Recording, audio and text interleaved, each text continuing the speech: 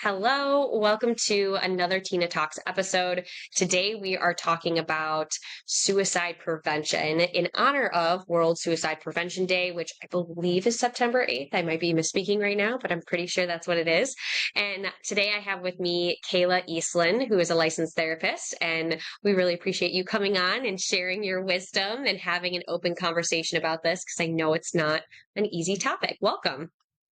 Yes, hi. Thank you for having me on. I'm so excited to be a part of this and also help spread any word about ending the stigma of mental health. And I'm so excited to be on your podcast. This is awesome.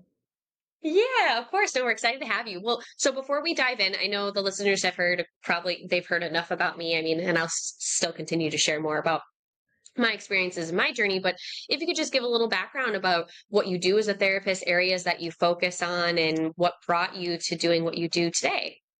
Yeah, absolutely. So I am a therapist in Wisconsin, and I work with people who struggle with past trauma, whether that was a significant event or it was childhood trauma or something that even happened more recently. And then I also had experience as a first responder, so I work with first responders as well. Um, and I love what I do. And I would say that there's a lot of different things. My own journey in therapy and my own experiences, and also being a first responder, all brought me to being a therapist today.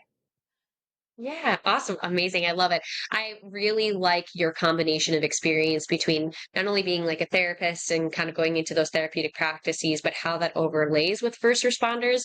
I think a lot of people don't realize how closely, and this is not just paramedics or firemen, it's also police officers. And I know that's your previous field was as a police officer. And but they really overlap because they're usually the first responder. They're the first person on site that has to deal with someone who's a lot of the time when there's something happening that's maybe violent or aggressive, a lot of the time there is a mental health root to it. Mhm. And so there's not a lot of training for first responders on that. I think it should be totally different than that. And that's a whole nother conversation we can get into another day. But I like that you have that background because you've been on the other side of the fence who, as a first responder, now dealing with people who, when they're in a little bit of a better place, they're working through it in a therapeutic kind of one-on-one setting. So I think that's really cool. Um, with that being said, let's talk about the not so fun topic of suicide and suicidal ideation. I do want to make this caveat for anybody listening. This could be a little bit of a triggering episode if you are in a really hard spot. So please know that there are resources out there and you can call the suicide hotline prevention, which we're going to put in the show notes here.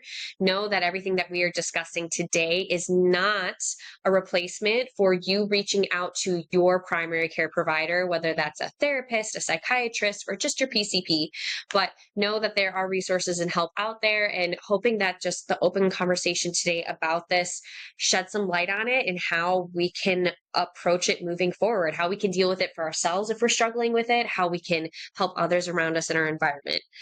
So cool with that, Kayla? Yeah, yeah. Thank Yeah, you for prefacing perfect. with that. Yeah. Yeah. I mean, we're having a casual conversation about it, but I know it's a heavy topic. So I think it's important to kind Hmm. of put that out there. But so Hmm. talking about suicidal ideation, I Hmm. think there's probably a lot of people who don't even know. We know what suicide is, when someone takes their own life, and having suicidal thoughts, just another term for that is suicidal ideation. Um, I don't know. How would you as a therapist define it? Because I know it exists on the spectrum. Yeah, yeah. And I wish there was an easy definition of suicide, or suicidal ideation, but you really hit on it. It's that spectrum. And I think a lot of people, they hear suicide and they ultimately jump to somebody is kind of right there in that moment, ready to take their own life. And Mhm. that might not even be it. They might be having thoughts and there might not be any plan. And there might just be hopelessness and not wanting to live anymore, which is obviously very heavy as well. Um, but I think it is important to recognize that there is a difference, and it's also a spectrum, and you can fall kind of anywhere in there. And we really need to be more aware as a society that it is that, and we don't always need to jump to that conclusion of, if somebody is experiencing suicidal thoughts, and we need to take those next step and put them inpatient, because that's not always the Have case. them And I think, committed. right, yeah, and I think that's one of the scary things for people to talk about when they are experiencing suicidal thoughts, of those fears around, well, it's not to the point where I need to go be hospitalized over it. I'm just having these thoughts and I just need help in this moment. Yeah, I think you said it really well, and I'm just going to kind of lay this out here. You ruffled my background of my behavioral specialist background, back to the days on the unit. Yeah, But right. I think when we talk about the spectrum, right, you did hit the nail on the head for three things. There's the hopelessness, which is feelings. Like maybe we're having internal feelings of, life is really hard. I don't want to be here anymore. There's not really thoughts attached to it, but it's just the struggle is real. Or there's thoughts, which they can be intrusive thoughts. You may not necessarily agree with them or want them, but they are happening in your head. Or there's the actual plan. And so again, that's where you have a plan where you're starting to put together, you know, ways that you might hurt yourself or you want to end your life. And I think that's where it gets to the extreme level. But I wanted to paint that spectrum out for people because I don't think people really break it down like that Mm-hmm. on an everyday basis, just because it's just such a difficult topic to talk about. Um, Mm-hmm. and I'll use myself as an example, right? So I used to work in the field. And even so, I mean, I'm very lucky working in the field. I had the background, the education. So it gave me more awareness when I started to experience something like this. After my father passed, I did start to experience intrusive suicidal thoughts. So thoughts of hurting myself, ending my life kind of thing. And I'm more of I realized recently actually a visual thinker. So I tend to see things in like images and pictures rather than like words and thoughts kind of that way. And so that was really scary because I was very sad after my dad passed, but I knew I didn't want to end my life, but I was having these kind of intrusive suicidal thoughts. Mm-hmm. And thank God I worked in the field because I understood kind of what was happening. And I immediately let the closest people in my life know, hey, this is happening. I'm not interested in acting on it, but I am having a really hard time right now. I'm struggling. I was like struggling to maintain myself at work, or like I was just crying all the time and I was exhausted. And I let them know and I let my provider know. And they're like, okay, we can help with medication if that's the case. And I was like, let's give it a couple of weeks. And if this doesn't improve, then yeah, let's give that a shot. And that's what we ended up happening. I ended up going on an antidepressant and SSRI. And for me, I was very lucky. I had immediate response. It was like that cloud and weight lifted off of my shoulders. Mm-hmm. But I can imagine for a lot of people who don't have the know-how, the experience, and then this starts happening, it's a very scary place to be. And then you don't really want to tell anybody about it because then people think, well, what's wrong with you? Are you Mm-hmm. crazy? And then do we need to have you committed? Right. Yeah, yeah, absolutely. And thank you for sharing your experience too. I Yeah. think it's helpful for that people have that insight into your real experience. Because intrusive thoughts are, I think, something that take people by surprise. They don't actually know what they are, and they might have them and not recognize them as intrusive thoughts. And they a lot of times we identify with our thoughts rather than recognizing that we are not our thoughts. And that's kind of that biggest recognition that you can have, is like, okay, I'm having these thoughts, that doesn't mean that I am those thoughts. And that is super helpful for those intrusive thoughts as well, of those thoughts of I want to harm myself or I want to take my own life. That doesn't mean that's who you are. So Hmm. yeah, thank you for touching on the intrusive Yeah. thoughts. I think that's definitely a really big part of suicidal ideation, and something that even just identifying it as they are can be that first step in the awareness and self-awareness of stopping and getting help. Yeah, no, most definitely. I think when it comes to like recognizing warning signs, do you at least have like a little checklist I'm sure that you use with Okay. patients or anything like that that are behavioral or emotional kind of indicators that suicidal thinking is happening, whether the patient recognizes it or not. And this would be helpful for people to know for themselves, right? Like, how could we Yeah. recognize those warning signs? Yeah. And sometimes when people aren't willing to tell you right away that they are experiencing those thoughts, it's helpful to have those other behavioral or thought patterns that you can work to recognize. So I think some of the big ones are sleep patterns. So if it's like increased desire for sleep or reduced desire for sleep, along with appetite, same increased or decreased.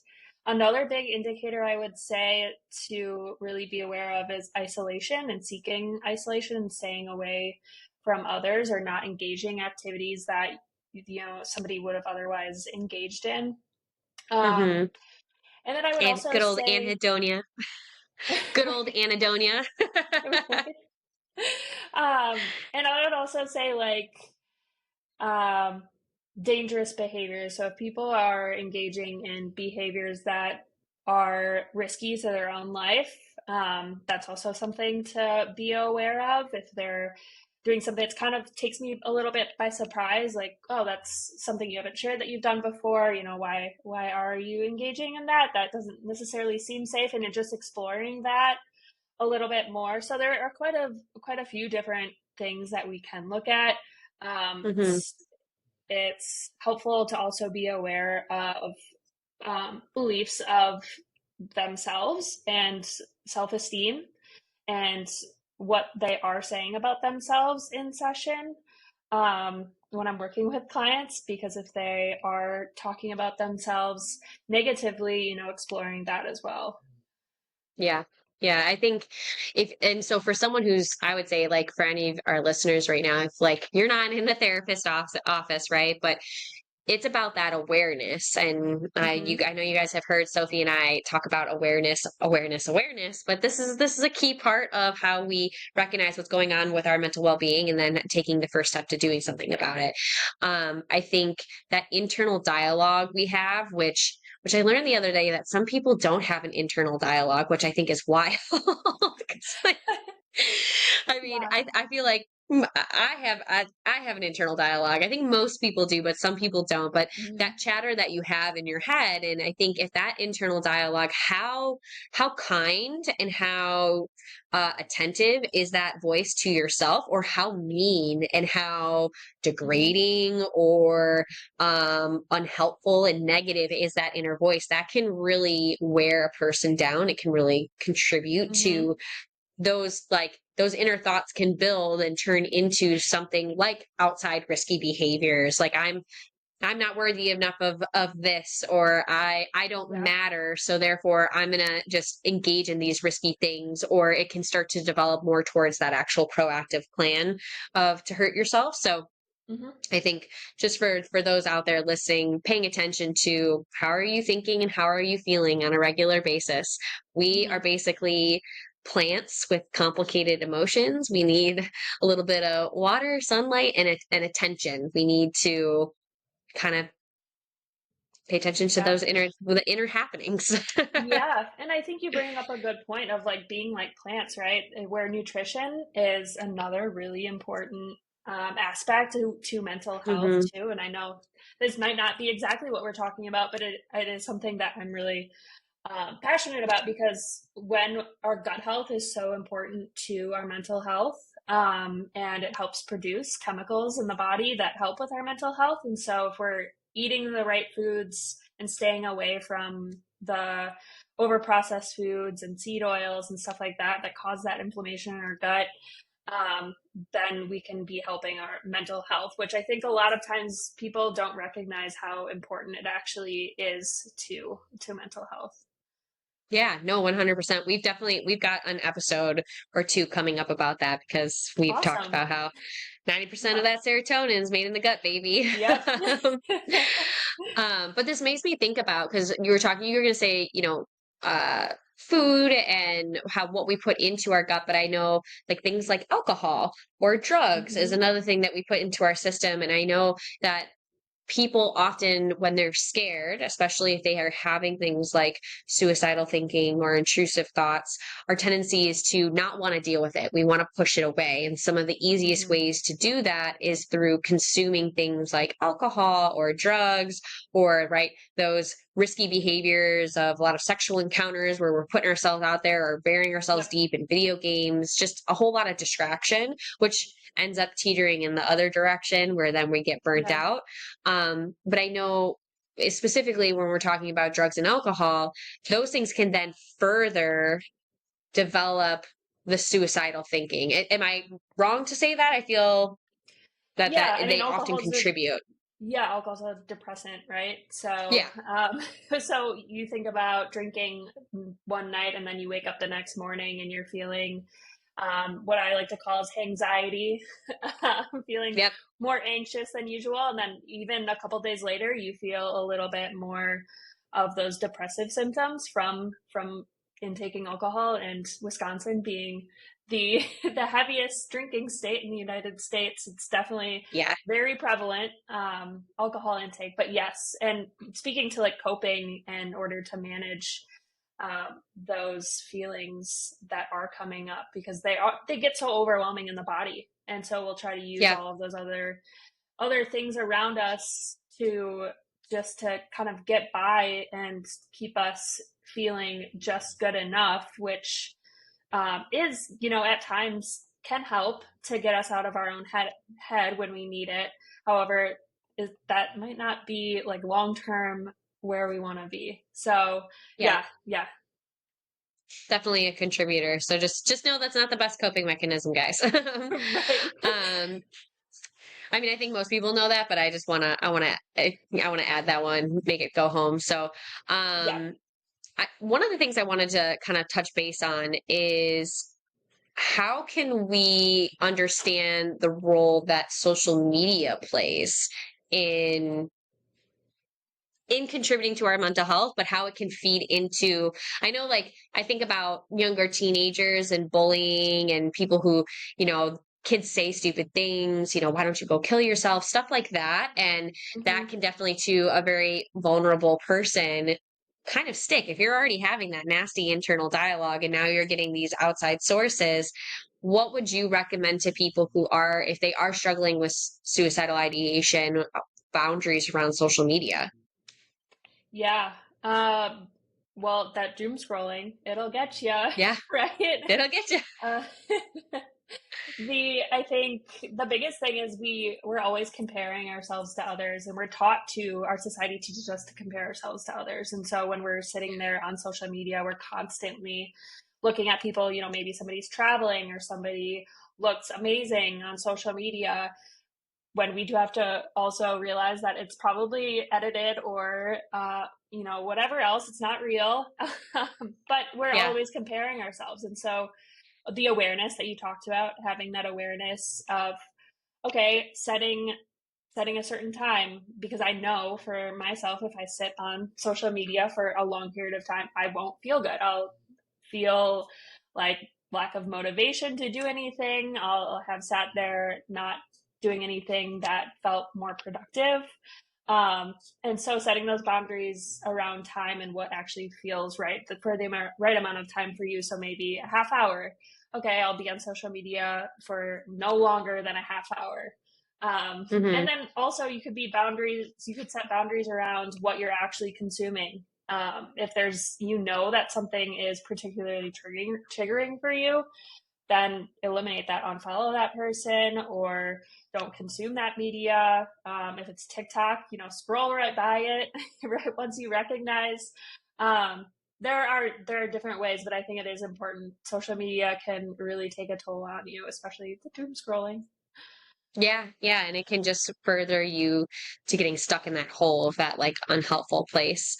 Yeah. And I think this kind of brings back to the point of isolation, right? Like, we feel so connected in this world with social media, but it's actually made us more isolated. We're less engaging with the real people around us, Hmm. and I'm not sure if you said this, but like I think isolation can be one of like the number one causes like for increased suicidal thinking. And Hmm. do you know any of like the research or the thoughts behind that? Like why is it so bad for us in that way? Yeah. So as I kind of touched on, one of those indicators of um, of suicidal ideation is that isolation, and so we can think to when you are alone, how much more you time you have to think to yourself, and all of those intrusive thoughts that you might be experiencing, they're coming in even stronger because you're not spending time with people around you. There's not as much engagement, and you're really only with yourself. And so there's a lot more time to be there in your own head and to hear all of those Hmm. thoughts. Um, and as far as like statistics, I don't have any to touch Yeah, on, unfortunately, that's but okay. No, that's okay. I mean, I was thinking, like, as you were talking, I think also, right, like when we're around other people, this can be like a positive feedback loop, right? So if we're stuck in our Mhm. head and we're thinking about ourselves and we can be our own worst critic. And so and it's no sounding board, it's just us saying not so nice things to ourselves. But when we're out and around other people, at least in our interaction, if someone responds positively in response to however we engaged with them, that's a nice Mhm. positive feedback loop to help kind of break the cycle of unhelpful like self-esteem thoughts of like, oh, I get, Yeah. maybe I'm not that bad of a person, this person did want to like, this person laughed at my joke, this person did want to engage with me, they were happy to have a conversation with me for 10-15 minutes.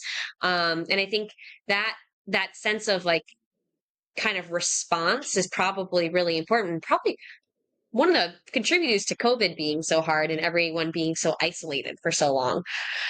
Yeah, yeah. And I think I've seen like on social media, people just randomly smiling at people, like strangers on the Mm, sidewalk and just walking by. So I guess listeners, if you walk by somebody, just smile because you don't know what they're going through. But yeah, it's that positive feedback loop, yeah. spreading energy to people around you. I also think about like I know there's a difference in relationships between men and women, but like I when I hang out with my girlfriends and we have a conversation and maybe I'm complaining, for 15 minutes about some stuff going on in my life and they're there to like validate and make me feel seen and heard. And then once we're done, we go on and bullshit about a bunch of other stuff and it's no big deal. Um, Hmm.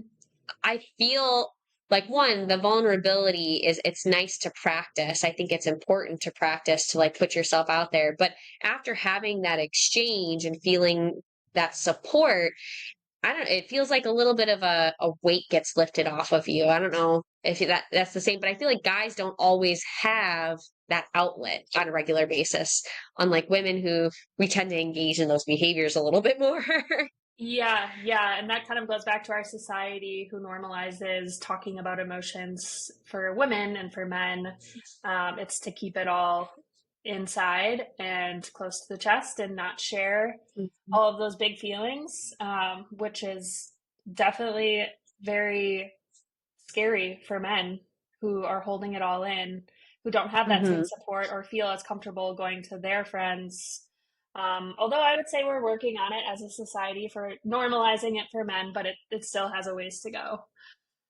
Yeah, definitely. I guess what would you say would be a good first step to, right? Because, like, all right, we're talking about suicidal ideation and it's the keeping the things in and then the Hmm. also physical isolation from community that further kind of contributes to this aloneness and then can, be the tipping scale in whether someone feels truly alone and then they succumb to the hopelessness and the maybe intrusive thoughts and they can create a plan and end up doing something that would be horrible. So Hmm. when it comes to, right, maybe people aren't ready to be like, oh, I'm having suicidal thoughts, like someone help me. And they're not at a point of having those conversations. What would you say is like a really good way to start trying to express emotions if you're not used to expressing what's going on in your inner worlds? Yeah, if you're not ready to share it with anyone around you, I would say the first step that you could take is recognizing what you are actually feeling, and that could be through meditation. mindfulness practices. That could also be through journaling, and you could actually write down what you're feeling, and identifying where you're feeling it as well.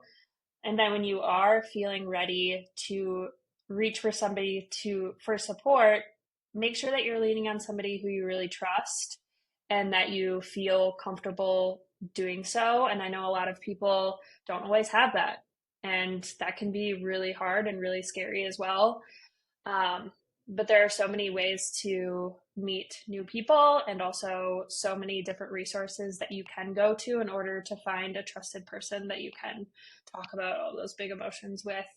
Um, but yeah, I would say first just the awareness. And I know you mentioned that you guys talk about the awareness a lot Yeah. too, but the awareness is so important, and just recognizing those feelings in the body. It's called felt sense.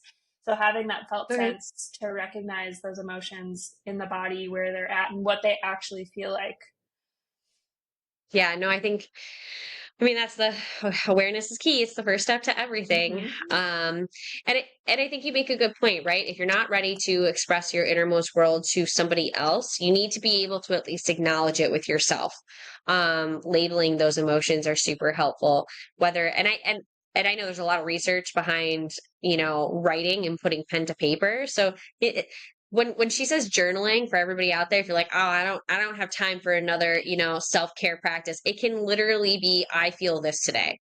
Like, you could Right. just write down a feeling word. This is what I felt today. Mm-hmm. These are my feelings today. And it could be a short sentence, but at least you're writing it down, you're acknowledging it. Um, and she mentioned other ways with meditation and stuff. And I know meditation can sometimes seem like a really daunting habit to get into, but there are things like a body scan. So all you're doing is you're kind of closing your eyes and you're focusing on your different body parts, seeing where you hold tension or how certain body parts feel, and you're labeling it with the different emotions, and that can be a really simplistic way of identifying how you're feeling. Yep. um Yeah. so yes, I just want to give a little bit of the caveat there for that. um in terms of why, so hold on, I was going to say, what would you say, because you probably see this as a therapist, but is there, I know this because I've experienced it, but what would you say about like the power of being vulnerable and actually like putting yourself out there? What have you seen in your experience? Yeah, I would say both in my own personal experience, but my experience as a therapist, vulnerability is scary and it takes strength to be vulnerable, um, and to actually open up that inner world, because that's that vulnerable place that we try to hide from other people. So to be vulnerable is, I would say, in some ways, a lot scarier than holding it all in. Um, but once you do get to that point where you're vulnerable and you start to actually allow yourself to be vulnerable, you'll start to feel what it feels like to release all of those emotions that are stuck in the body. And it's pretty amazing. Yeah. What about for your you used to mention personal experience Yeah. beforehand? Yeah, I would say I grew up kind of keeping everything a little bit more inside, and not always sharing my internal experience. And once I allowed myself to actually be vulnerable, um, with other people, I noticed just how much more confident I felt overall and how much better I felt as well after being vulnerable and sharing my experience. Hmm. I love that. Well, thank you for sharing about a little of your Of personal course. experience. I know Yeah, that's of not course. common for many therapists. Right? we're just we're out here pushing boundaries, no big deal. No, seriously, thank you though. And I think, yeah, I think with vulnerability, I mean, when it's not, vulnerability is hard. I Hmm. myself I have had the difficult experience of being vulnerable, but I once you put yourself out there, I hate to say this because I don't want to diminish anyone's feelings or experience, but we ain't alone in this shit. Like, a lot of people are experiencing very similar things. And maybe the events or the experiences that led up to these kind of dark and deep and twisty feelings are different from person to person. Hmm. But we're all human beings. We all feel embarrassment. We all feel shame. We at times Hmm. don't feel confident in ourselves. Our world is also not set up for us to believe in ourselves. Our world is kind of constantly challenging our identity and who we are, and then kind of making us feel like we're not good enough to be a part of everything that's happening. Hmm. And that in and of itself can stop us from wanting to be vulnerable with other people because we're already like, oh well, I'm already not at that level. I'm not up to that. I'm not up to par. Yeah. Back to social media, right? Yeah, exactly. Yeah. Yeah, 100%. But I don't know. I think in my experience with being vulnerable, man, I mean, I'm pretty open about my experiences, and I think people are always really surprised by that. And immediately, though, I notice this because I'm very comfortable in doing that. And I would say where I've struggled to be vulnerable is in more of my intimate, my personal relationships. So, like with Hmm. my boyfriend, with a partner, I, I'm close, but I'm not too close. Like I Hmm. can share a certain level of vulnerability and be like, oh, see, I've been vulnerable, but like to go deeper has been a little bit of a more difficult experience for me that I Hmm. continue to work on. Um, Yep. and I think when you do find that person that you can be really safe with, it does make a world of difference. Which brings me to a point, guys, and I've said this in other episodes. When we're looking for a therapist, like let's just say you don't have anybody in your life you can be that vulnerable with or share. I know a lot of people are like, I've seen a therapist, I didn't like them. Um, Finding a therapist is kind of like dating a little bit. It's about finding the right one that fits. You have to go a couple of sessions first to break the ice, and then to see like, okay, do we have that rapport? Do they respond to me in a way that is helpful yet challenging because we all need it? Hmm. And can we get on in a fluid way in this sense? And my recommendation to everybody is don't give up. Like if you haven't quite found the therapist that works for you, there's somebody out there. Yeah, yeah, and you hit on it because that's definitely something I tell to all of my new clients is if, I do a consultation before we even start, which if you're looking for a therapist, you can ask them if they'll do a consultation Yeah. before you get started. But I always ask, or at least give a little preface.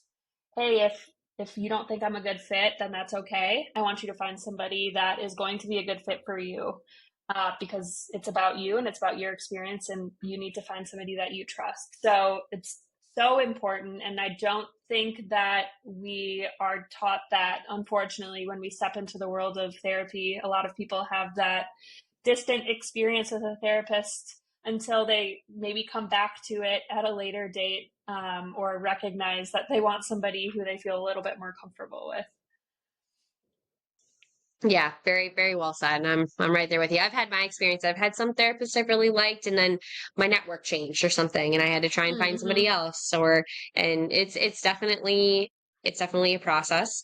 Didn't know that about the consultation, so that's a really, really good information. Mm-hmm. Um, but before we kind of like wrap up this conversation, there's just a couple more points I wanted to touch on, especially in terms of suicide and suicidal ideation and if people are really struggling with this experience right now. So let's say we see our loved ones struggling.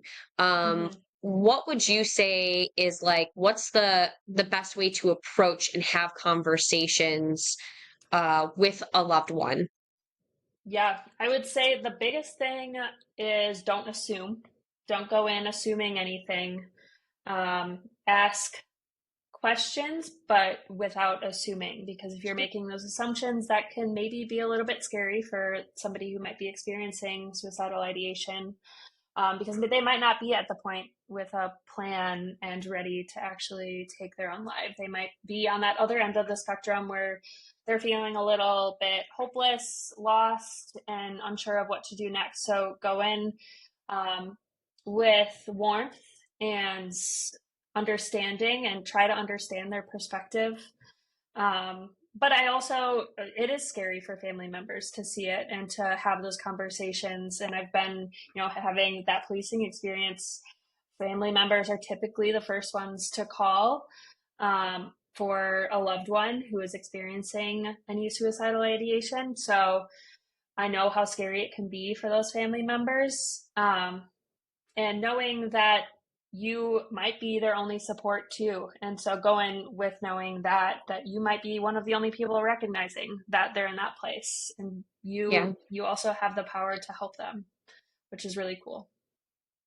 So let's say you bring up a conversation to a loved one, you see that struggling, you ask what's going on, and they're very forthcoming with being like, I've actually been experiencing suicidal thinking.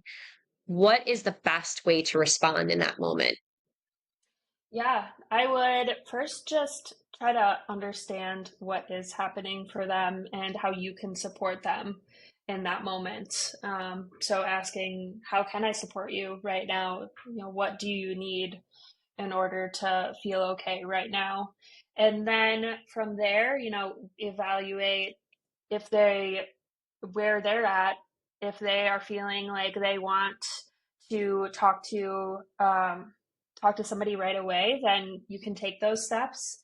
And then if they're feeling like, well, I'm okay right now, but I'm gonna book an appointment with my provider to make sure that I'm okay. And if you're feeling uncertain, um, I would say that it's always best practice to just get evaluated right away with your loved one. So if you're uncertain of what to do and what direction to go, there are also a lot of resources that you can reach out to get that support and to get answers. And you don't have to necessarily handle it or deal with it all by yourself. Yeah. Yeah. I've had some personal experience with loved ones where I've had this situation. And then also I worked in inpatient psychiatry. So we got people who like family panicked. They brought them immediately to the ER. That was the response. We're bringing you to the ER, and then from the ER, because something was said about suicide, they were brought down to us on our unit, and so we would have to be the first assessment. And I do think always reaching out to some sort of professional provider is like the best way. But if you're talking to a family member, they're struggling, they mention something about having suicidal thoughts, I think the like Kayla said, the first place is to get an assessment is, okay, are we in the feeling stage? Are we just having a lot of thoughts about it? Do we have an active plan? I think that's a good question to ask because that's going to give you an assessment of, okay, is this what's the level of the spectrum that we're on here? Do they have an active plan? And the next time they have some sort of emotional distress, is it going to tip the scales and push them to act on that plan? Right. And I think Mm-hmm. um, I know sometimes people will say, how can I support you right now? And if someone is really overwhelmed, they may not necessarily be able to say, this is what I need. Mm-hmm. What I have found in the past is helping them saying, do you want me to help find providers that are within your network that you could potentially talk to and help you set up an appointment? That's Yeah. always really helpful. Um, I know cooking meals and bringing over food or like helping clean up the house or do a load of laundry, like those like life things that can be really, really hard when you're in a very low and Yeah. depressed place. That can be a good first step. And then also just making sure you're checking in with them like after the fact. So let's say they don't have a plan, right? There's no plan.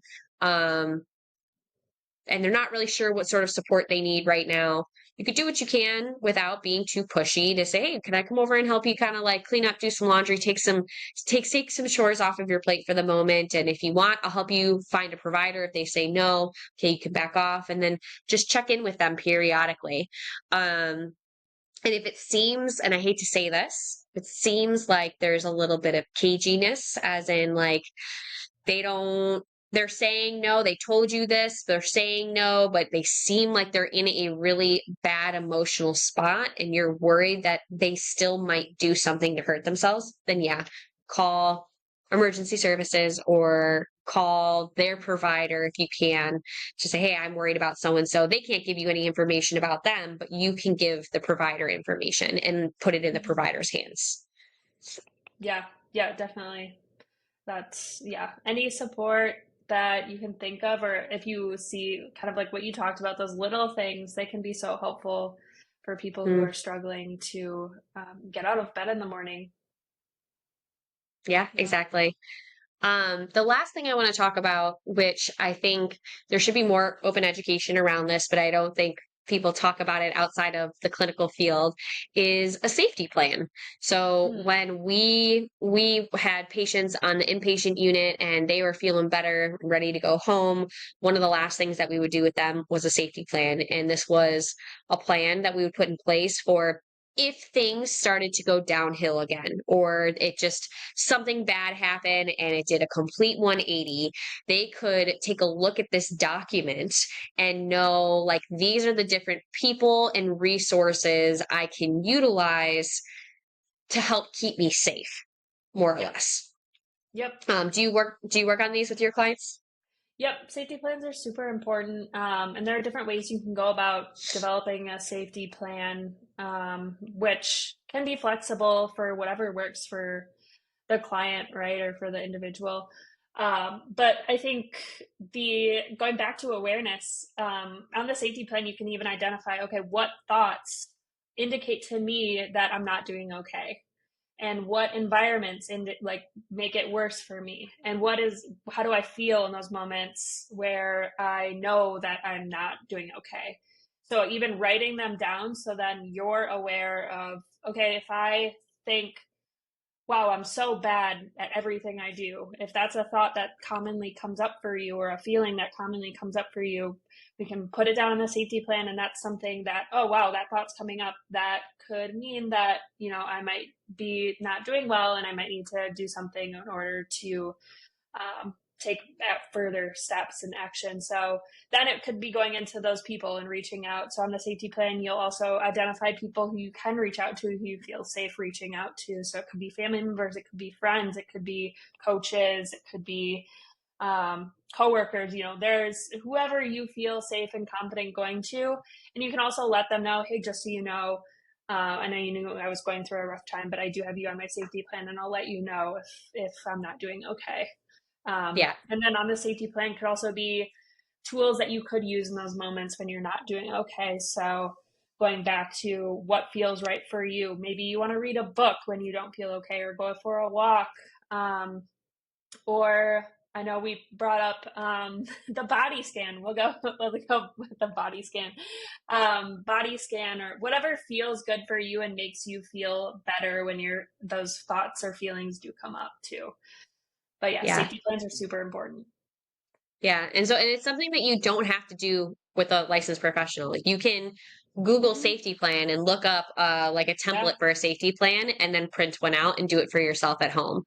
Yep. Um, it's so funny. I did forget about the component where it is important to make note of what are the thoughts or the behaviors that are Mhm. signals that I'm not doing so hot, because when we're in the midst of a crisis, we're not thinking from our prefrontal cortex. We're not thinking from clear and functioning brain. We're in our fear, we're in our emotions, and so it Mhm. can be hard to think of, oh, this is what's happening right now, right? Like, Yeah. oh, I'm losing it a little bit, and then to think of what do I do to help myself in this moment is a whole nother step. And so having this written down and like posted on the back of your bedroom door or on your fridge or whatever can be really helpful. I mean, like, for me, Yeah. I recognize when I binge watch TV, like, to the point that that is all I do in my free time. When I'm not doing my work or like the basic necessities of like shower, feeding myself, every moment in between is TV, and I'm like hooked in on TV, and I'm feeling bad about being in the TV, but I can't break myself from it.